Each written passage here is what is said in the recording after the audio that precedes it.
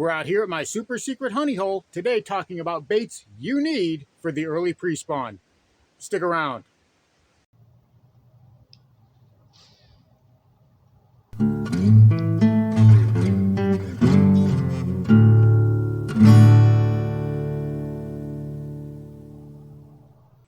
And now it's time for this video's feature comment. And here it is. Congratulations! If you want to be the next video's featured comment, all you've got to do is leave a comment. And now, on with the video. Welcome back to Lowbrow Fishing, and today we're talking about the early pre-spawn. Yes, I know it's barely the middle of January, and I'm already talking about the early pre-spawn. Why? Well, because it'll be here before you know it. A lot of lakes here in the deep south, where I am, in South Mississippi along the Gulf South, from Texas all the way around to Florida, we are already experiencing signs of the early pre-spawn. Those fish are becoming more and more active. The crawfish that are on the lake that have been hibernating since about November or so, they're starting to come out. They're starting to become another source of food. And when those crawfish come out and those shad start to get a little bit active, well, the bass are right behind them. So what does that mean? Well, it means that it's time to start thinking about the pre-spawn and how to come from the winter transition into the spring transition, to think about what baits we want to throw, what types of presentations we want to throw. We have to alter our approach. And it's subtle at first, gradually changing until we're all the way into the pre-spawn, from the pre-spawn into the spawn. So in my area, the pre-spawn starts in late January, runs from late January through February, and then in March, toward the middle of March, is when we start to see the spawn happen 100%. That's when those fish have moved back into their spawning coves, and that's when they're really on those beds. But for right now, we are just days away from one of the most exciting experiences that happen on the big lake. It's a once in a year thing. I haven't really talked about it because it's my little secret. Me, my son, and precious few other people know about that, what this lake does one time of year for a few hours a day. And that event, which is super, super special, is officially the kickoff of the pre-spawn. So, what types of baits am I throwing? How am I altering my retrieves and presentations? Well, at first, it's very, very subtle. But still, like I said, those crawfish, they've started to wake up. They're starting to feed and get active, and that is another food source, another prey species for those bass who are starting to come out of their winter hibernation. Not really a hibernation, but they're more lethargic. They've got their bellies on the ground during the winter, and that's basically where they sit, eating very little. Now they're waking up from that. Now they're starting to become more active, and they're looking for bigger and more frequent meals. If you're in a boat, well, if I'm in the bass buggy this time of year, one bait stands out in particular that I love to throw, and that is good old square bill crankbait. Now here I've got a Guggen flat side. I believe this is a banger, a flat banger, and it's got a flat-sided profile to it, similar to what you're going to see on a Fritz side. And it's a rattling one where the Fritz side is a quiet bait. Now, don't sleep on the Fritz side. That is a great bait in the early pre-spawn all the way through into the spawn. But I like this bait a little bit more because I do want that rattle, because my waters are actually a little bit warmer, so the bass are just a little bit more active and they can respond to that. Now, I do like this bait when I'm fishing in the bass buggy. Obviously, I'm not going to be throwing something like this from the bank because, well, especially with the slop close to the bank, it would just be pointless. Now, also, I've got this Berkeley Wild Thing, and this is also in a craw pattern, and this is a wider, more traditional style square bill, and it's going to have the bigger wobble as it comes through the water, as opposed to this is just going to be real tight. So I like to match these up. I like to have one of one style and one of the other style, so that way I have different types of presentations based on what the fish are telling me they want. I'll start with this, and if those fish are especially active, we'll be in the 80s and 85 degrees here before too long. Our water temperature is going to be up over 70 degrees within a month. So this will work, but this will also work just as well around those steeper banks, around an old road bed, around isolated stumps and whatever that are hanging on the bottom of the water, those fish are hanging close to. These really do great at picking those fish off. So the first thing that I'm going to work with, obviously, is going to be a square bill. This is going to be one of the first things that I pick up in the early pre-spawn when I'm fishing from the bass buggy. Now, obviously, if you're a bank angler, we discuss bank angling quite a bit on this channel. Most of the people who watch my channel, they don't have a boat. They are bank anglers, and there's nothing wrong with that. It's perfectly enjoyable. I do it all the time myself. So if you're not fishing in a boat and you can't really use a square bill, what are your options? Well, obviously, you're going to be going with something like a lipless crankbait. Here I've got a Guggen clutch. It's in a little bit lighter craw pattern, and I like this whenever I'm looking for something that doesn't hardcore commit to that craw bite. This can be mistaken for a perch or a bluegill, or with that yellow belly, or even a shad or a shiner, because it doesn't really have that hardcore red. But at the same time, if that crawfish bite is on, this will certainly play into that. But another bait, whenever I'm really willing to commit to that crawfish color and that craw bite, is this guy right here, which is a Strike King red eye shad. Obviously, this is a full-blown red craw colored bait, and I use this whenever I'm 100% committed to that crawfish bite.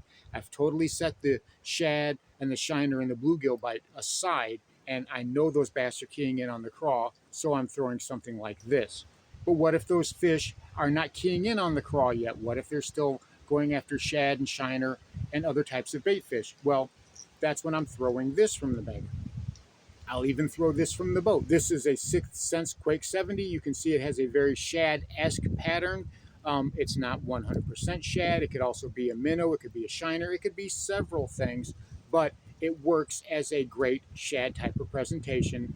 This bait right here, this particular bait, has caught me some monsters. I used this primarily last year in the pre-spawn, and this thing caught me a 7.5-pound tank. So I know this will do the trick whenever I need to have a bait that's more variety, that's not just something along craw lines. So it's always best to have a couple of different options, craw styles, shiner styles. That way you're not committed to one thing. Now, another bait that works well, kind of a holdover from winter, although not really because it's a year-round bait anymore, and that is good old jerkbait. I've got a Guggen Scout Junior here. I love these things. This is one of the Guggen baits that I really like. I've kind of got it in a translucent shad pattern here. I like this in the clear waters that we have. I want a bait that's more translucent. I want kind of the light to go through it. The fish around here seem to key in on that a lot better. And this is, you know, your smaller, your little 3/8 ounce 2-hook variety. And I'm going with something that's a little bit smaller right now because those fish are still a little bit on the lethargic side. They're waking up every day. They're a bit more active. But until they get all the way out of their inactivity and their slumber, I'm going to be using something more along these lines. But as that water warms up and those fish become more active, I'm going to switch to something more like this. This is a Berkley Stunner. This is a sinker, yes, but I will work it a little bit faster. Now, as we move from the early pre-spawn into the pre-spawn and then into the spawn and beyond, I will work this bait much more quickly. I'm not going to pause it as much. I'm going to be using much quicker snaps, a much more erratic movement. As those bass are more active, they'll key off on that. Now, the funny thing about it is in this lake, I'll actually get it into a cloud of shad, and I'll end up snagging a few shad every once in a while. I'll bring one back to the bank with me. It's because the shad seem to group up around these baits and almost follow it like, you know, it's a schooling action, and they're following your jerk bait. So you'll always invariably end up snagging a couple of them. But as those fish become more and more active, a jerk bait, especially worked quicker, is a great option as you're moving into those warmer waters, those warmer temperatures. Now, if you're in a boat, like whenever I get into the bass buggy, one of the great baits that I like to use is a deep water jerkbait. This is a Smithwick Perfect 10. This guy will get to about 15 feet on light line. This is a suspender. This is, I mean, you can see the difference in the size between these two jerkbaits. This is a much bigger jerkbait. And this is for targeting those big girls that want to stay deep until the very end. A lot of times, especially on my lake, Those big girls, well, they're the last ones to the party every year. So a lot of times you got to go and get them. And this is an excellent way of doing that with these big deep water jerkbaits. You won't get as many bites, but when you do, wow. So keep that in mind. You might want to have a couple of these up your sleeve. And, they're not really more expensive than a regular jerkbait, but it's always a good option to have options. Now, moving on to another bait that works well as those waters begin to warm up, we have something like the Berkeley Slobber Knocker, a vibrating jig. During the colder months, as that water gets clear, it gets cold, and those fish are uber lethargic. Well, a lot of fisheries, this doesn't do so good on. Mine, it still does okay, but even the returns start to get more and more diminished, especially after we have a cold snap. This right now is beginning to come into its own. It's got almost like a shad color to it. This is excellent in those clear water. I will put the what is that, the Power Stinger trailer that they make for these that are on the back, or I'll just put a fluke on the back of it. Something that is a do nothing trailer that does not inhibit the actions of these, and it really allows this bait to shine. Again, another type of bladed jig that I really love, you guys already know, is the Thunder Cricket. This is the half-ounce version. It's in white. This is another shad imitator that works equally well as a shiner imitator. It works great in clear water and even water with a little bit of stain. And you get to the point where you can stroke it like a jig. That's what I love about these, is because you can feel that thump whenever you're just pulling up on the rod. It immediately starts working, and that's the sign of a good bladed jig. Whenever you twitch it or whatever you jerk it, it thumps anyway. You don't have to reel it to get it going. That's what I love about these, and they work so well doing that. It really gets to the point where those fish are enticed as they get more active. However, if you're finding that your fish are still a little bit lethargic, that they need a little bit of time, need a little bit more coffee to come around to wake up, well, then perhaps something like this little 1/8 ounce chatterbait. Now, this is just the jig, and I've got a little Super Fluke trailer, a Super Fluke Junior trailer on that, and that's what I have here. And this is for those fish that, they're looking for a meal, they're looking to get an early morning snack or whatever, they're just starting to wake up. This is perfect for that. It's an easy snack, especially if you put it right in front of their face. They're not going to ignore this, and you almost jig it. That's how I've been working this. I throw it out, get it in front of their face, and I just hop it up and down, like I'm working a jig. And that little subtle vibration, they fall for it every time. So if your waters are still a little bit colder, you may want to think about something like this. It works great. Now, lastly, one of the absolute best presentations, one of the most universal presentations.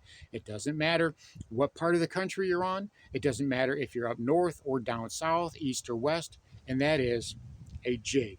And this right here, this is a Strike King bleeding jig. It's a type of bitsy bug, but especially in the pre-spawn and in the spawn, these are uber effective. I don't know, maybe it's the red hook, the red eyes, or the red that's in that jig, but these just do amazingly well. It might have to do something with the craw imitation. I don't know. But carrying that along, obviously, this is another type of bitsy bug. This is a flippin' bug, 1/4 ounce, and you can see it's got a red and orange type of skirt on it, and it works great. It's a great craw imitator. I pop it up and then jerk it, pop it up and then jerk it. I'm trying to imitate that action that the crawfish does when they're trying to flee or whenever they're swimming or whatever it is that crawfish do. Pop it up and then boom, like that, because we've all seen how crawfish react. They kind of hop up and then they skitter away.